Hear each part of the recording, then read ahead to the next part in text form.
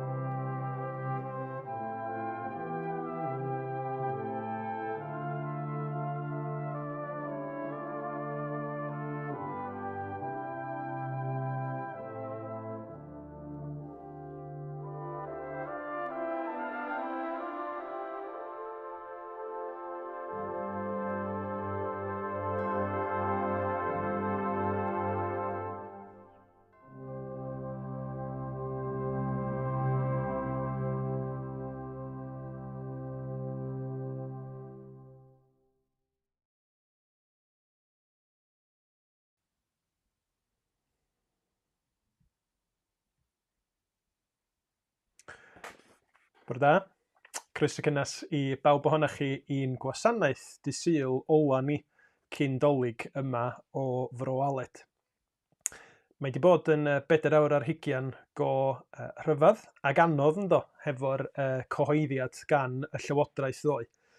Nifer ohono ni wedi cael yn cynlluniad i drysu, nifer mwy mae'n siŵr wedi cael siom, ond gweitha hynny, sut bynnag da chi'n teimlo bore yma ar ôl y cyhoeddiad, Gai channog chi, gai hefyd ddeud mae yna reswm i ni ddiolch a llawenhau hyd yn oed heb wybod yn union beth sy'n mynd i ddigwydd dros yr wythnos nesaf yma i ni'n bersonol, hefo sgynnon ni dwrci, neu yn wir be di'r sefyllfa o ran iechyd ar draws y wlad.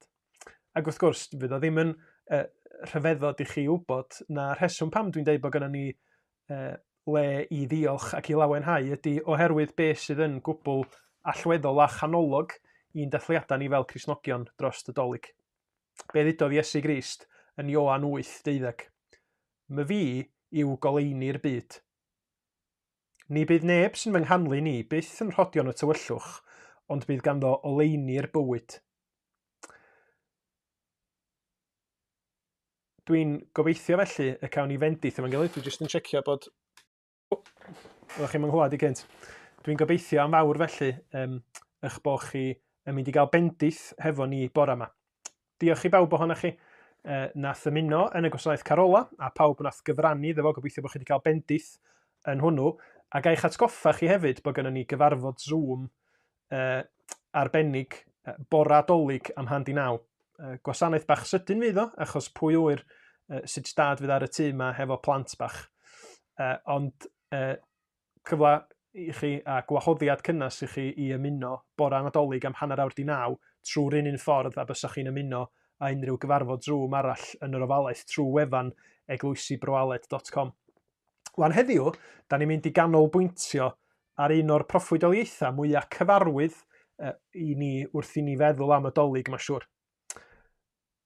Ac un ddath i wneud yn fwy cyfarwydd oherwydd bod o wedi cael ei gynnwys yn Eseia handel. Da ni am ystyried proffwydoliaeth Eseia ac yn benodol pennod 9 yn sôn am y bachgen Aned, mab ar oed i ni. Ond da ni'n mynd i gychwyn bore yma yn moli Duw yn gwrando neu'n canu ar y geiriau yma yn rhyfeddu at ddaioni Duw yn dod ata ni yn Iesu Grist. Oleini'r byd, deithos lawr i'r tywyllwch, agor fy llygaid i weld, harddwch dy wedd sy'n rhoi gwefr i'm henaid, ti yw fy mywyd am nerth.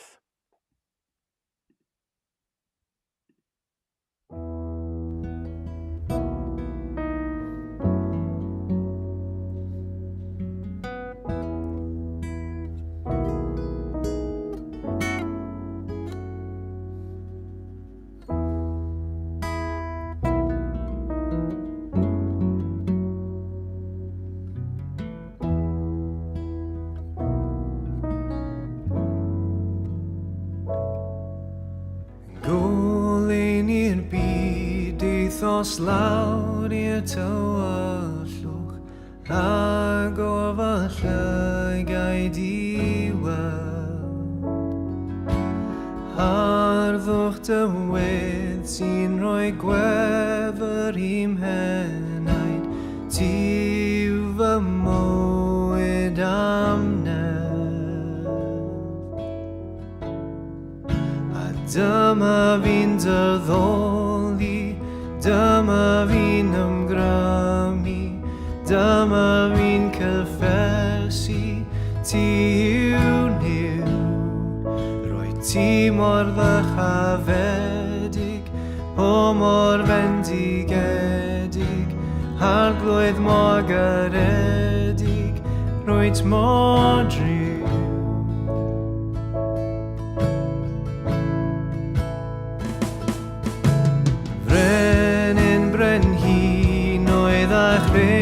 O'r y bydoedd, harddwch y nefoedd a'i bryd.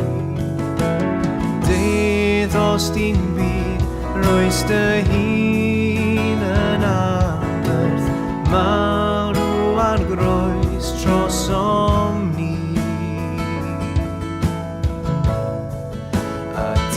Dyma fi'n dyddoli, dyma fi'n ymgrymu, dyma fi'n cyffesu, ti yw niw.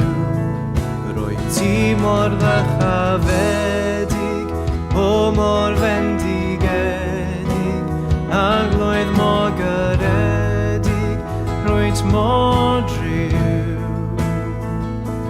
A phwy all ddirnad maint dyloes, yn dwyn fy mechod ar y groes. A phwy all ddirnad maint dyloes, yn dwyn fy mechod ar y groes.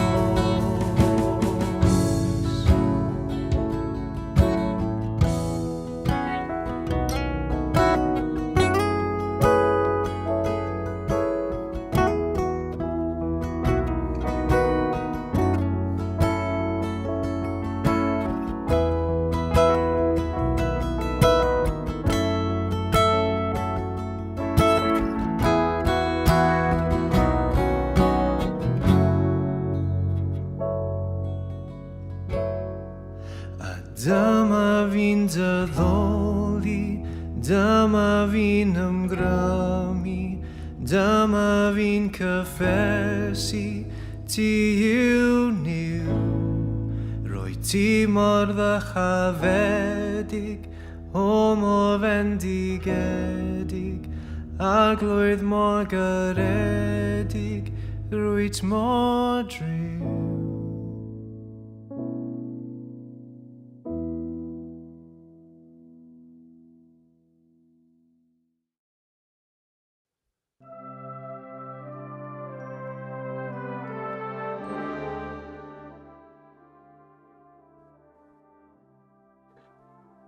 Gweddiwn.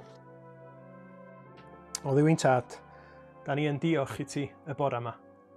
Dy fod ti yn dduw tragwyddol. Dy fod ti yn arglwydd, yn frenin, yn llywodraethu dros y cyfan fel tad, mab ac ysbryd glân. A da ni'n diolch i ti y bore yma yng nghanol yn dryswch, yng nghanol yn siom a'n tristwch. Da ni'n diolch am y gobaith sy'n yna yn Iesu Grist. Nid gobaith yn Nadolig yn unig, ond gobaith tragwyddol i bawb sydd wedi dod at y mab aned y Methlehem. Dod ato fo, ymddiried yn fo a chael bywyd tragwyddol trwy yr hwn ydi o. Yn dduw sydd wedi dod yn gnawd, yn un sydd wedi dod i fod yn geidwad, i fod yn achubwr i ni, trwy fuddugoliaeth ar y groes a thrwy'r trydydd dydd. Da ni'n diolch bod Crist Iesu wedi dod i'r byd i achub pechaduriaid. A fel oedd yr apostol Paul yn deud, a nina ydi heini. Da ni'n gweddio arglwydd y bydd goleini'r byd yn dod yn ganolog i fywydau mwy a mwy o bobl eleni, wrth iddyn nhw glywed yr efengil, edifarhau a throi mewn ffydd at Grist. Arglwydd helpa ni i fod yn barod i rannu'r newyddion da. Helpa ni trwy ysbryd glân i ddal gafal yn y gobaith hwnnw. Y gobaith dy fod ti hefo ni, bod yna fywyd, bod yna nerth trwy'r ysbryd ar gael ym mhob sefyllfa i dy bobl di lle bynnag y maen nhw. Da ni'n gweddio arglwydd am arweinwyr yn gwlad. Da ni'n gweddio y byddi di yn rhoi doethineb iddyn nhw, y byddi di yn rhoi darweiniad di iddyn nhw i lywodraethu yn ddoeth, yn deg, ac i sicrhau bod y rhai mwyaf bregus a gwan yn cymdeithas ni yn cael y cymorth yma nhw i angen. Da ni hefyd yn eiriol ar ran staff iechyd, staff gofal, unrhyw un yn wir sy'n gorfod rhoi i hunin mewn sefyllfa galad yn y dyddiau yma pan mae yna gymaint o alw am eu gwasanaeth nhw. A da ni'n gweddi yn benodol wrth i gyhoeddiadau newydd ddod dros nos ynglyn â newidiadau dolig. Da ni'n gweddi yn benodol dros unigolion a theuluoedd fydd yn unig, fydd yn bryderus, fydd yn profi galar a phryder oherwydd afiechyd. Arglwydd i bawb ohonyn nhw, ymhell ag agos, da ni'n gweddio y byddi di yn noddfa ac yn nerth iddyn nhw yn gymorth hawdd y gael mewn cyfyngder. Diolch arglwydd, fel mae'r salm yn deud, i mi gerdded trwy ddyffryn tywyll di, ni dofna fi'n rhywniwed, oherwydd yr wyt ti gyda mi, a thwialen a ffon yn fy niro. Diolch i ti o fugail da, am roed einioes drost y defaid. Diolch am y diogelwch sy'n anno ti, a da ni'n gofyn dy fendith di wrth i ni dyfolu di y bore yma, ond dros yr wythnosa nesa ac yn enwedig wrth i ni ddathlu dolyg, y byddi di yn amlygu dy fendith i ni. Da ni'n gofyn hyn i gyd, yn gofyn am dy faddeuant di, ac yn diolch am dy ras di, wrth i ni gyhoeddi, wrth i ni gyflwyno y cyfan i ti, yn enw yn harglwydd angwaredwr Iesu Grist. Amen.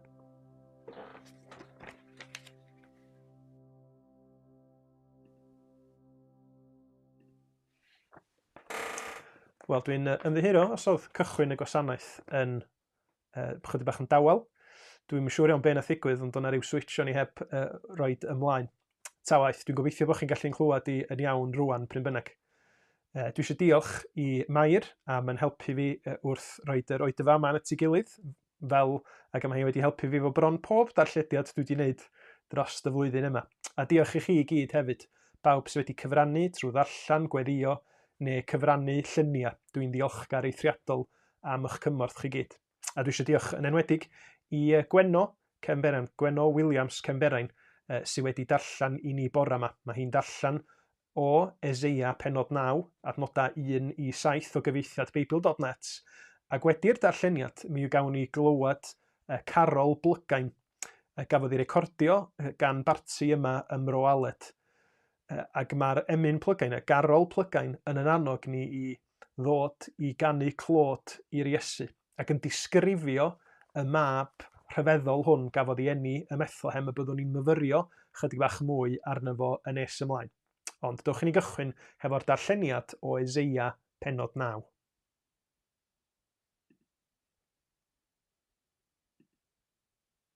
Ond fydd y tywyllwch ddim yn para i'r tir aeth drwy'r fath ar gyfwng. Y tro cyntaf, cafodd tir Sabilon a thir Naftali eu cywilyddio.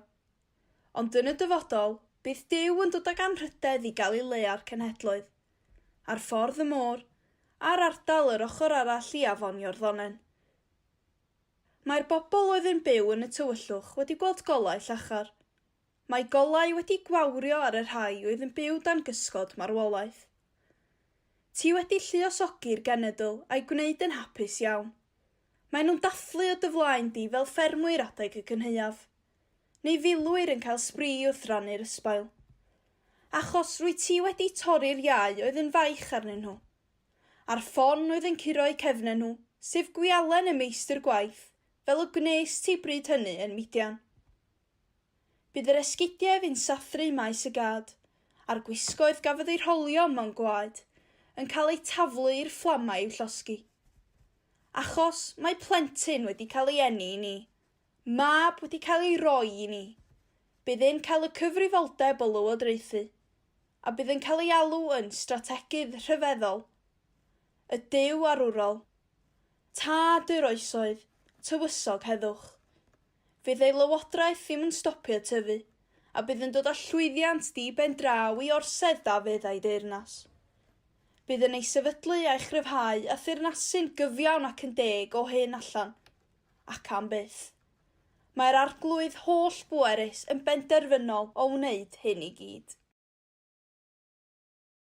Dewch i ganu clod i'r Iesu am ei enw o'r wymau.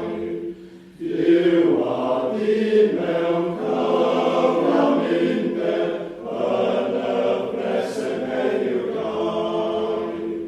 O mor isel i'w eiletu, ei tywysog enwog yw. Rwy'n heddiw mewn cadachau, dyw y ddyn a ddyn y ddiw. Hwn yw'r meddyg anffaledig, draeth i ymlifygau rhaeg. Impyn yw o wraidd ein jesed, a dda wedi cael y wraig.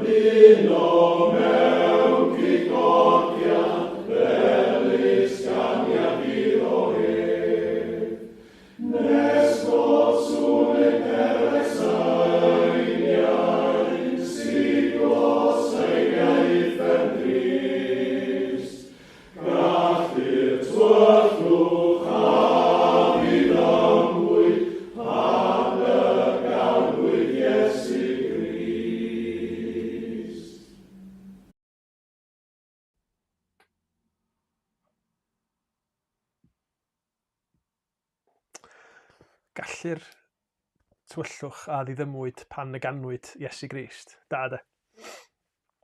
Wan ta, tybed faint ohonoch chi sydd wedi clywed am Sage? A nid y Perl y Shein, dwi'n meddwl o'n, ond Sage yng nghyd-destun Covid a'r flwyddyn ddychrynllyd ma da ni wedi gael. Mae'n siŵr bod chi wedi clywed yr acronym yndo. Ac mae'n debyg mae o'n sefyll am Scientific Advisory Group for Emergencies. Dyma'r arbenigwyr, gwahanol arbenigwyr sydd yn cynghori y Llywodraeth yn Llundain, ac yng Nghymru maen nhw'n cael ei galw, ei fersiwn y Gymreig ydy'r Cell Cyngor Technegol. Diom cweit mor hawdd i gofio a Sage na di. Ond maen nhw wedi cael dipyn o sylw yn dydyn. Ella bod chi wedi bod yn gweld rhai o gynadleddau'r wasg pa mae gwleidyddion yn egluro y cama nesaf maen nhw'n gorfod i gymryd, ac yn aml iawn mae yna un o'r arbenigwyr yma, un o'r cynghorwyr yma naill ochr iddyn nhw, neu yn achos Cymru, mae yna un ohonyn nhw wedi bod yn cymryd y gynhadledd i'r wasg i un. Pobl fel Frank Atherton, dwi'n meddwl, ydy y prif gynghorydd gwyddonol neu meddygol Cymru. Ac yn Lloegr, ochr yn ochr i Boris Johnson, ella bod chi wedi gweld pobl fel Chris Whitty, Patrick Vallance ac yn y blaen. Cynghori llywodraethwyr maen nhw i fod i wneud. A mae'n ddiddorol yn dydy, achos be mae o'n i ddangos ydy bod gwleidyddion dyddi yma yn y cyfnod anodd yma isio dangos i bod nhw'n derbyn y wybodaeth ddiweddara gan arbenigwyr sydd yn gwybod i stwff. Na dim gwneud penderfyniadau o'i pen a'i pastwn i hunin maen nhw mantais wleidyddol, na mae yna bobl, mae yna arbenigwyr, mae yna gyngor safonol yn dod mwyn lliwio i penderfyniadau nhw. A dwi eisiau chi feddwl am rôl yna o rhywun neu pobl sydd yn cynghori, achos dyna da ni'n mynd i fod yn myfyrio arno fo o'r darlleniad o Eseia 9 heddiw. Achos pan ydyn ni'n troi at y disgrifiad cofiadwy o'r bachgen fydda'n cael ei eni mwyn dod â goleuni i dywyllwch y byd, mae yna rhywbeth sy'n taro deuddeg yn does. Mi fydda yr un fydda'n cael ei eni yn un hefo grym ac awdurdod, dim diwadd ar gynnydd i lywodraeth o, ond mae gynno fo hefyd allu rhyfeddol i gynllunio a chynghori yn ddoeth. Ac yn y fan yma, ella bod yna raniad yn yng ngwrandawyr i bore yma, oherwydd bod yr fersiwn ydych chi'n gyfarwydd a hi yn mynd i fod yn wahanol, boed hi'n cyfieithiad William Morgan o Eseia 9 neu Beibl.net. Ond diom gymaint o hynny o wahaniaeth os da chi'n ystyried be'n union sy'n cael ei ddeud. Da ni newydd glywed y fersiwn o Beibl.net, Eseia 9 adnod 6, sydd yn deud fel hyn. Achos mae plentyn wedi cael ei eni i ni, mab wedi cael ei roi i ni, bydd o'n cael y cyfrifoldeb o lywodraethu, a bydd yn cael ei alw yn stratedydd rhyfeddol, y Duw arwrol, tad yr oesoedd, tywysog heddwch. Ac ella i nifer ohonoch chi y byddwch chi'n cofio'r adnodau yma yn y fersiwn hon.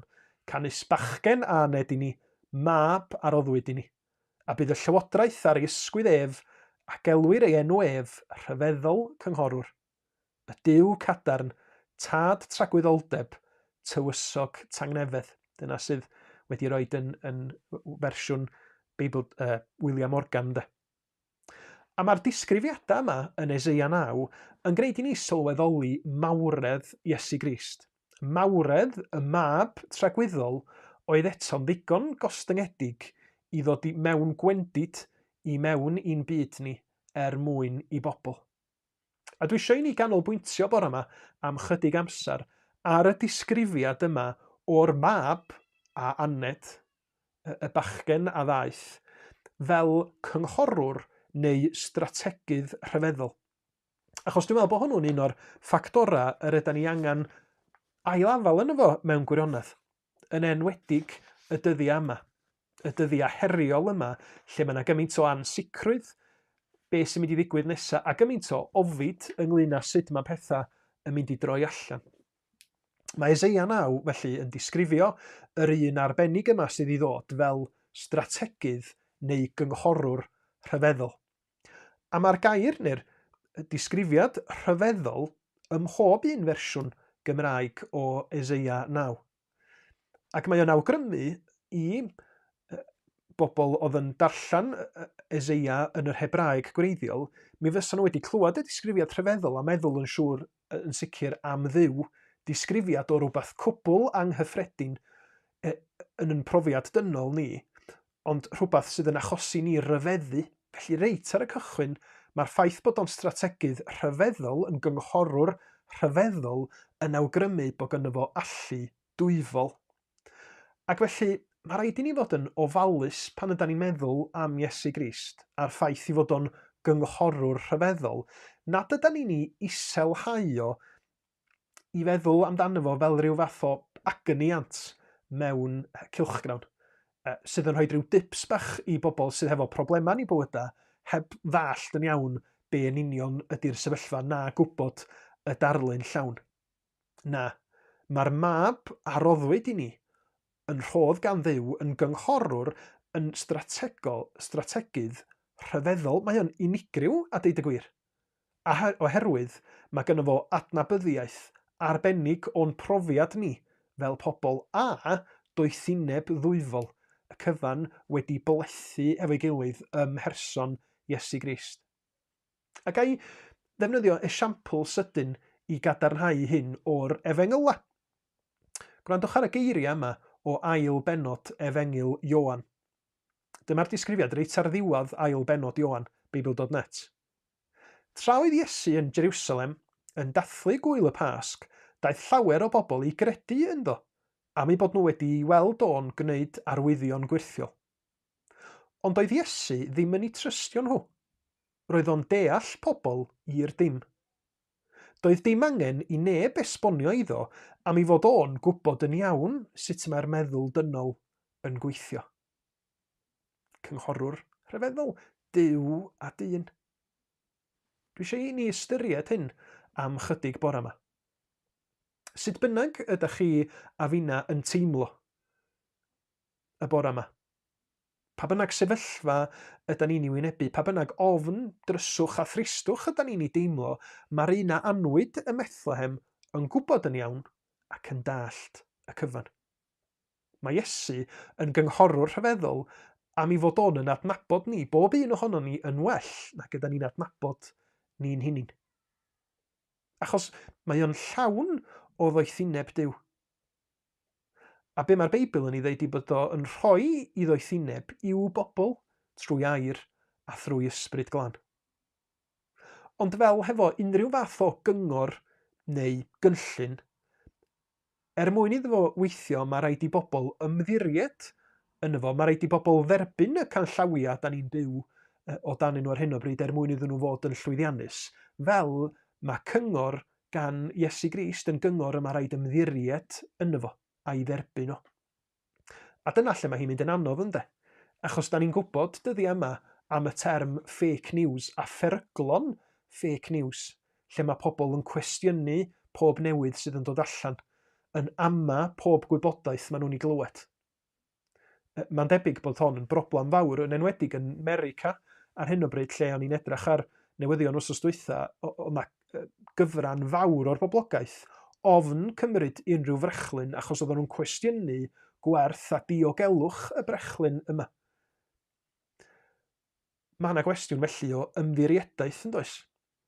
Ac i ni, yn yn bywydau ni pan ydyn ni'n edrych ar Iesu Grist fel cynghorwr rhyfeddol, mae rhaid i ni ystyried ydyn ni'n ymddiried yn ei gyngor, yn ei air, yn ei fywyd i farwolaeth a'i atgyfodiad o, neu ydyn ni'n tynnu nôl i fod yn amheus. Achos y gwir ydy, y mywydau pawb ohono ni, mi fyddwn ni'n cael yn bombardio hefo fake news, yn byddan. A nid sôn am newyddion ydw i, ond am y negeseuon ydyn ni yn dewis gwrando anyn nhw. Boed nhw'n dod o'r byd, neu trwy ddylanwad yr un drwg o'n cnawd yn meddylia yn cydwybod ni'n hunin. Meddyliwch mor aml yr ydyn ni'n gallu bod mewn sefyllfa lle ydyn ni'n gwbl anobeithiol. Meddwl, does na ddim byd yn gallu gwneud gwahaniaeth yn y sefyllfa yma, mae'n gwbl dywyll. Wel, celwydd di hynny'n de. Achos da ni'n gwybod bod goleini'r byd wedi dod i mewn i'r tywyllwch i wneud gwahaniaeth tragwyddol i bawb sydd yn ymddiried yn efo. Neu, meddyliwch ar yr ochr arall, mor hawdd ydi brwsio pethau dan y carpad. O, dim problema'n byd ni ddim mor drwg â hynny, dim problemau i ddim mor drwg â hynny. Alla i sortio fo i gyd allan. Mae'r atab yna i'n hun a ngallu fi, mond i mi ymdrechu'n fwy. Fake news eto. Meddyliwch be mae'r cynghorwr rhyfeddol yn ei ddweud. Iesu Grist yn dod i'r byd, a mae o'n cydnabod, gwendid a phechod a thywyllwch yn natur ni fel pobl, yn dydy, fel pechaduriaid gwan. Ond mae o'n dod i'r sefyllfa honno i'w hadfer hi. Mae o'n dod mwyn yn cymodi ni a Duw yr ydyn ni wedi cael yn ysgaru oddi wrtho fo. A mae o'n cwblhau hynny'n sicrhau hynny trwy fywyd i farwolaeth a'i atgyfodiad o'i hun. A mae o'n galw pobl, pw bynnag ydyn nhw, i ddod ato fo'i hun, i berthynas hefo fo'i hun, wrth iddyn nhw edifarhau ac ymddiried yn efo. Wan, y dyddi yma, dwi wedi sôn am hyn o blaen, y dyddi yma mae dylanwad llywodraethwyr a phrif weinidogion yn gallu bod yn fawr ar yn bywydau ni. Boris Johnson a Mark Drakeford, mae penderfyniadau nhw'n gallu lliwio bywydau gymaint o bobl, ond gan amlas gyda ni ddim perthynas hefo'r bobl yma nag oes, da ni'n mynd i nabod nhw. Nid felly perthynas y cynghorwr rhyfeddol hefo'i bobl. Nid felly mae rhwng y Cristion a Iesu Grist. Nid rhoid gorchmynion i ni, orchmynion o bell mae o. Na, mae o'n gynghorwr rhyfeddol sydd wedi'n caru ni ac am i ni adnabod o a'i garu fo nôl mewn perthynas gariadus yn ddiolchgar. Yna rwy'n gweiddi mewn stafell arall yma. Felly gai ofyn i chi bore yma, cyngor pwy ydych chi'n ymddiried yn efo? Pwy di'r cynghorwr go iawn yn eich bywydau chi? Pwy di'r llais sydd ar mwyaf o ddylanwad dros eich sefyllfa chi heddiw ac dros eich bywyd chi o ddydd i ddydd yn y dyddiau nesaf yma? Ac wrth i chi feddwl am hynny, gai ddyfynnu geiriau Iesu Grist, geiriau pwysig gan Iesu hun, mwyn gwneud i ni gael yn sobri mewn gwirionedd a sylweddoli difrifoldeb yn sefyllfa ni. Iesu'n deud fel hyn, pob un felly sy'n gwrando ar y geiriau hyn o'r eiddof, geiriau Iesu, ac yn ei gwneud, fe'i cyffelybu'r un call, a adeiladodd ei dŷ ar y graig. Disgynnodd y glaw a daeth y llifogydd a chwythodd y gwyntoedd a tharo'n erbyn y tŷ hwnnw, ond ni syrthiodd, am ei fod wedi sylfaenu ar y graig. A phob un sy'n gwrando ar y geiriau hyn o'r eiddof a heb ei gwneud, fe'i cyffelybu'r un ffôl, a adeiladodd ei dŷ ar y tywod. A disgynnodd y glaw a daeth y llifogydd a chwythodd y gwyntoedd a tharo'n erbyn y tŷ hwnnw, ac fe syrthiodd. A dirfawr oedd ei gwymp. Pan orffennodd Iesu lefaru'r geiriau hyn, synodd y tyrfaoedd at yr hyn yr oedd yn ei ddysgu, oherwydd yr oedd yn ei dysgu fel un ag awdurdod ganddo, ac nid fel ei hysgrifenyddion. Iesu, cynghorwr strategaidd rhyfeddol. Felly sut da ni'n ymatab i Iesu fel y cynghorwr rhyfeddol yma? Da ni'n gwrando ar ei air o? Ydyn ni'n ymddiried yn efo? Dydd Sul dwytha, nes i gael chydig bach o amser a penderfynu coginio. Nes i ffeindio jar o mincemeat yng nghefn y cwpwrdd ac oedd o bron a pasio i ddyddiad, felly nes i fentro i drio gwneud mince pies fy hun. Tro cyntaf, rhywbeth wedi trio gwneud nhw o blaen. A be nes i oedd dilyn rysait y dyn enwog Paul Hollywood. Mae'n siŵr bod chi gyd yn gwybod pwy di hwnnw. A cychwyn ar y gwaith o wneud y toes. Ac yn sydyn iawn, o'n i'n flin.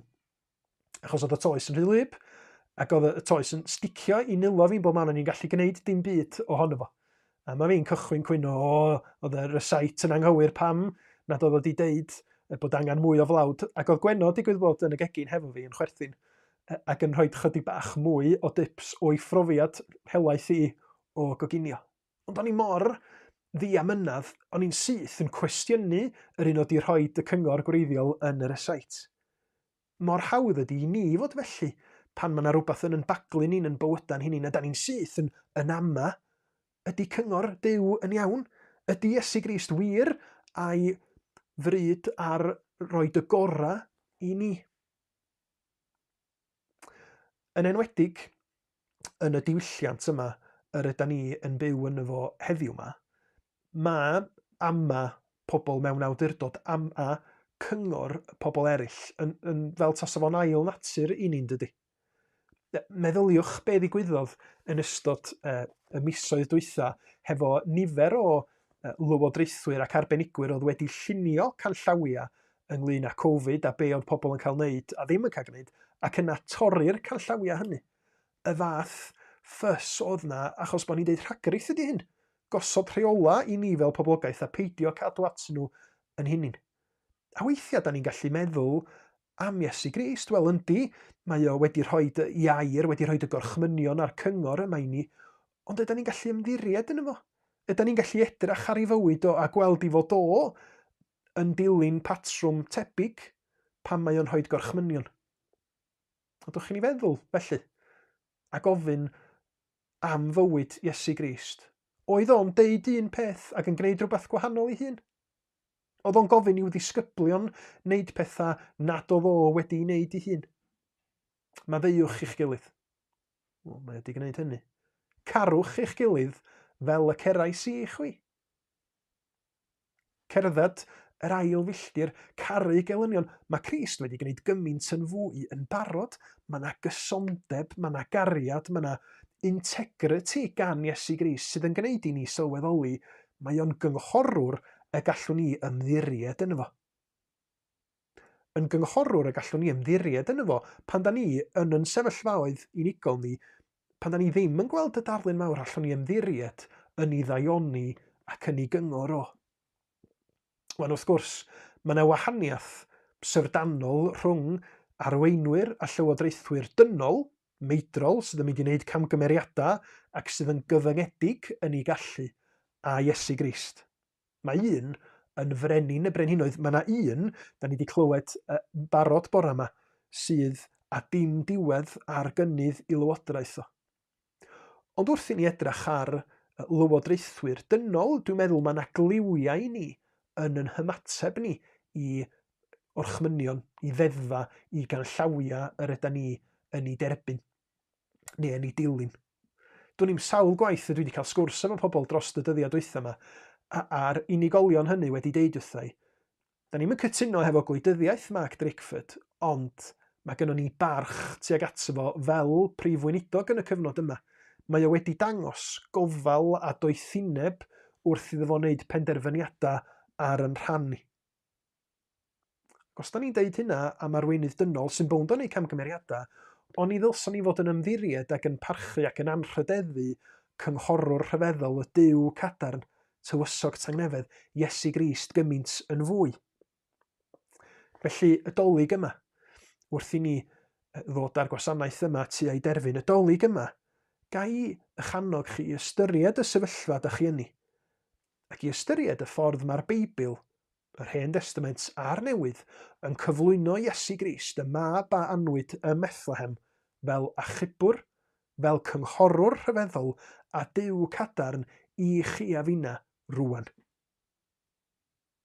A dwi eisiau gofyn, ydyn ni nid yn unig yn barod i wrando ar ei gyngor o, ond ymddiried yn hunin yn llwyr iddo fo. Ac os oes na amheuaeth dal gynnon ni ynglyn â'i ofal o neu gariad o tuag at y ddynoliaeth, sut ydych chi'n egluro'r groes felly? Os oedd Iesu Grist, y Duw cadarn, yr un ddaeth i lywodraethu wedi bod yn barod i wynebu'r fath warth a dioddefaint ar y groes mwyn achub i bobl, pam ydyn ni'n dal yn ôl rhag rhoi'n hunin yn llwyr iddo fo, a gofyn iddo fo am ei gymorth mwyn i ni wrando ar ei lais o ddydd i ddydd, ac gofyn am ei helpo trwy'r ysbryd glân y dolyg yma i ni allu llawenhau bod gynnon ni gynghorwr rhyfeddol sydd hefo ni, sydd am yn cadw ni, sydd yn trystio yno fo am byth, a naeth byth bythoedd yn gadael ni lawr. Dwch ni weddio hefo'n gilydd cyn i ni wrando ar yr emyn ola. O Dduw ein Tad, da ni yn clodfori denw di bod na un godidog, bod na un rhyfeddol wedi enni sydd heddiw yn teyrnasu ac fydd yn teyrnasu am byth. Trwy dysbryd helpa ni yng nghanol yn sefyllfaoedd gwahanol y bore yma i allu gweld gogoniant Iesu Grist, y mab a roddwyd i ni. Y bachgen a anwyd ym Methlehem, ond sydd rwan yn teyrnasu fel yr un sydd wedi sathru yr holl elynion o dan ei draed wrth i fuddugoliaeth ar y groes a trwy godi'n fyw o'r bedd. Helpa ni wrando ar lais y bugail da ac i fyddhau yn llawen iddo fo trwy dderbyn o'i gariad o, o'i ras o ac o'r bywyd tragwyddol sydd yn eiddo i'w bobl. Da ni'n cyflwyno'n hunin a'n gilydd i ti felly yn gofyn tosturi arglwydd clod i enw Iesu Grist.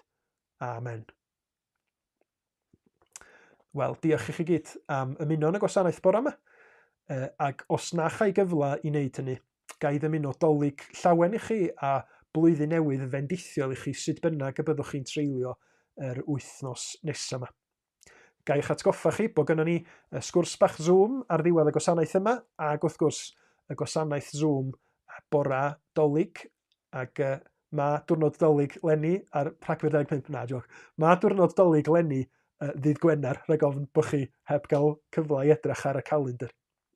Ond da ni am orffan y bore yma yn canu y garol sydd siwr gen i gosa at ynghalon ni. Ydw i yn mwynhau i chanu yn fwy na yr un arall. 441 yng Nghaneuon Ffydd, sydd yn cyd-fynd â'n thema ni bore yma.